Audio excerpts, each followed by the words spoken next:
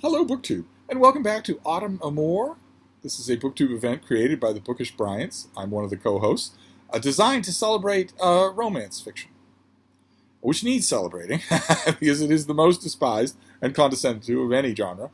It has ardent fans on BookTube, including a few of our co-hosts, but it has a lot. There are a lot of snobs. There are a lot of people, even in what I used to refer to as our little corner of BookTube, who would never, under any circumstances, read a romance. They dismiss the whole genre without knowing anything about it and without ever having experienced it at all, which is the definition of snobbery. They keep it confined. Most of the people I'm thinking of keep it confined to this one genre, but they nevertheless do exercise it with this genre. So Amour was a cause of joy for me. Now, the idea of Amour is for you to maybe work on your own snobbery if you have that. Read a romance novel. And you have perfectly succeeded in participating in Amour. But nevertheless, the Bookish Bryants came up with a whole bunch of prompts, themes for each week of the month, that sort of thing. We're winding down week 1 of Amour and launching into week 2. And one of the opening themes was historical versus contemporary for romances, right? Because a huge number of romances are actually historical novels, historical fiction. That was one of the themes. There are a couple of other themes, the haves and the have-nots, for instance. A great number of romance novels in contemporary settings or also historical novels have as one of their generating elements a great disparity in income between the two people involved. Whether that's healthy or not, that often drives the plot. And there are others. There are other categories. I'm not good as a co-host in sticking to categories, as you'll know. If, for instance, you followed my progress through Garb August. Garb August also had weekly categories, and I think I pretty much ignored them all. And I may be doing that for Amour. It's not meant as a sign of disrespect. It's just that it's where my reading takes me. And I believe that the two prompts, the two categories, the weekly categories that we're dealing with, week 1, I think, was historical versus contemporary, and I think week 2 is the haves versus the have-nots, the money discrepancy. I'm not sure about that, but if that's true, the two romances that I want to briefly talk about with you today are a perfect segue. They look as if I am all-knowing. So I'm going to go with that interpretation because I read, one was a reread, I read 2 books that bridge that divide, the historical and contemporary and the haves and have-nots. And not the historical and contemporary divide is not bridged in the way that you might think. Neither of these are both historical novels. They're neither one of them is set in the present day. But one of them was written in the present day, and one of them was written 50 years ago. And the first one is Joan Wolfe's novel, her Regency romance, A London Season, which was written probably in the 1980s, the early 1980s, something like that. So that's 40 years ago. That's a long time ago. These old Signet Regency romances, Zebra Regency romances, they were a very buttoned-down affair. They were very formulaic. I love them for that. I think they are fantastic. They're one of my favorite escapist pieces of palate cleanser reading to do. But they followed very much the pattern laid down by Georgette Heyer, where there's no explicit material in the novel. The novel is, in a way, a prelude to that explicit material. It's a prelude to marriage. There's usually never anything more explicit than, despite this cover, there's usually nothing more explicit than an errant kiss or sharp wordplay in any of these old Signet Regency romances. I love them for that, and Joan Wolfe is particularly good.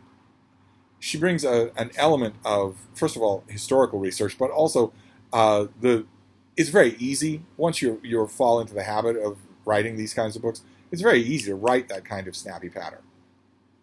Once you learn how to do it, it's easy to do in your sleep. And Joan Wolfe never does that. Some of them do. Some old Signet Regency romance authors that I really like definitely phone in their work. She never does that. And this is the story about a young woman who has everything that you would want. She has looks. She has entree into the ton, into the best upper rung of society. She has a comfortable, independent fortune, and she is expected to marry well, which was the phrase that the polite society used for marrying someone who has money of his own, and nice houses, and a good name, and all that sort of thing, and then proceed immediately to start popping out heirs. Uh, and she doesn't do that. The main character of this book doesn't want to do that. She falls in love with a stable boy. And you can see Joan Wolfe sort of setting out that parameter of the plot and then just saying, okay, well, no one can predict who they fall in love with. Now that that has happened, how do I write this book? Because that would have been impossible. Just impossible to do. Not even as a flirtation. It would have been completely impossible to do. And these old Signet Regency romance authors really researched the Regency period. So Joan Wolfe knew that. And she writes the book anyway. So it is historical in the sense that it was written by standards that books don't use anymore. No one writes these kinds of regencies anymore. And it's also the haves and have-nots, only with the shoe on the other foot, so to speak. The roles reversed. Usually it's the woman who is penniless in these old regencies. And she wants to become a governess for an imperious duke, and he falls in love with her, and suddenly she goes from governess to duchess. That's usually the pattern. And that is reversed in this old book, which was a reread for me, and I absolutely loved rereading it. It was a reread for me, but it really felt, in some ways, new, because I read an e-copy of it. I read it on a flat piece of metal and glass, which, when I read it originally, was undreamt of, except in science fiction novels. On Star Trek, that was something out of Star Trek that I would never have imagined that I could go to a store and buy such a thing. I would never imagine that at all and use it every day. So it felt kind of new. And the companion volume that I read is contemporary. It was written just a few years ago. It's a novella by Tessa Dare, the great Tessa Dare. This is Beauty and the Blacksmith. And you can see right away some of the differences, right? They're obvious even in the cover choice. This is an original piece of artwork. It's a painting, a drawing that someone did. They might have had a model in the room, but they have worked it all into a painting, and I believe signed it at the bottom somewhere. Everyone's in period costume, and everyone's fully dressed. There may be a tempestuous kiss going on there, but that's it. Whereas in contemporary Regencies, barely anybody puts any clothes on, and the covers are explicitly erotic, and the content is also explicitly erotic. Tessa Dare is nobody's idea of a sheet-burning author. It's not anything inappropriate, but it's definitely not left until after the book is over. The characters exchange kisses, and a whole bunch more.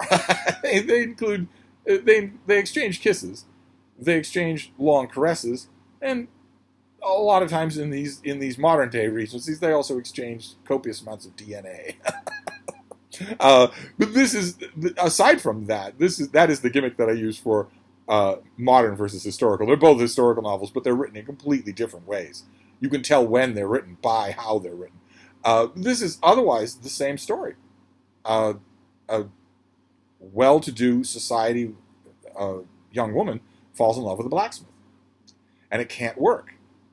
According to the conventions of the time period in which the novel is set, it can't work. There's no way that you can make it work short of indulging in the kind of outright fantasy that fills, for instance, the TV adaptation of the Bridgertons. If you do that, if you're willing to just make it an alternate reality, well, fine. But it wasn't that in reality. The main character in this book, this is a novella, actually, not a full-length novel. It's about a third shorter than a normal Tessa Dare novel, so it's hefty. You get plenty to read, but the main character in this novel would not have been even able to be alone in a room with a blacksmith without another man present, or her reputation would have been ruined completely. No one would have sold her anything. No one would have extended her any lines of credit. No one would look at her on the street or in ballrooms or in the library or in an art show. No one would look at her. She would be a non-person. These things simply did not happen. They've always been a source of kind of playful boundary stretching for Regency romance authors. Plenty of the old-style Regency authors definitely push that boundary and do things that they know wouldn't fly in the actual period, and it ends up being really enjoyable. This does a whole lot more.